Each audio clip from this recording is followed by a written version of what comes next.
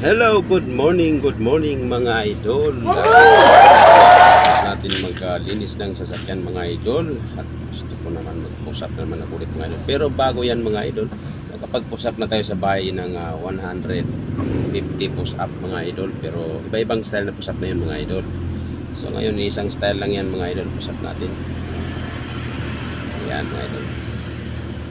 Araw-araw natin ginagawa ito mga idol kasi lalo natin wala na tayong time mag-gym mga idol. Kailangan ng ating katawan talaga para madagdag kondisyon sa ating pangatawan, no?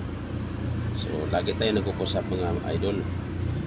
Tuwing umaga or kahit anong oras mga idol pag ginusto ko. Push up talaga natin so tapos na tayo mag-push up mga idol at magpo-pull up na naman tayo mga idol. Ayan. Pull up tayo mga idol. So dalawang klase yung pull up ko mga idol. Pull up tayo. Ito yung unang pull up ko mga idol. Dito mga idol dahil mabigat talaga ang katawan ko mga idol. So dito tayo 10 lang tayo or 12 o kahit sa hirap na tayo mga idol kasi sobrang mabigat na talaga ako mga idol. Dati medyo taps na tayo mga idol.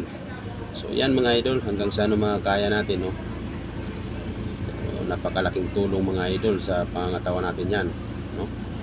Dahil kung wala tayong time mag-exercise, mag-jogging, so kailangan natin gawin. Yan, lagi ako nagpo-pull up mga idol or push up mga idol. So yan, tapos na natin yung pull up mga idol. So meron tayong isa pang pull up mga idol, no? Yung isang pull up na yan mga idol, hindi yan pull up na kaya yung ginawa ko ngayon. Pull up yung kanina. Talagang yung katawan mo iangat mo sa taas. Pero ito lang gumagalaw. So yung pull up na gagawin ko, lambitin lang pero yung katawan ko lang ang angat pataas. No? Hindi buong yung hihilain ko buong katawan ko hanggang pataas. Kumbaga, steady lang yung kamay ko sa taas. Yung katawan ko lang naman ang gumagalaw. So yan, nasubok ko kasi yan mga idol ng business. So ano yan mga idol, no? Laking tulong sa back ko yan, no? Lalapat talaga ang back natin yan. Sobrang magandang tama niya talaga sa back natin mga idol. Ayan, no? Lalapat talaga likod natin mga idol. Kaya yung ginagawa ko mga idol. Katawan ko lang ang pinapangat ko dyan. So steady lang yung kamay ko sa taas. Subukan nyo mga idol. Epekto talaga yan mga idol. Dahil ginagawa ko na yan mga idol araw-araw, no? Yan, no?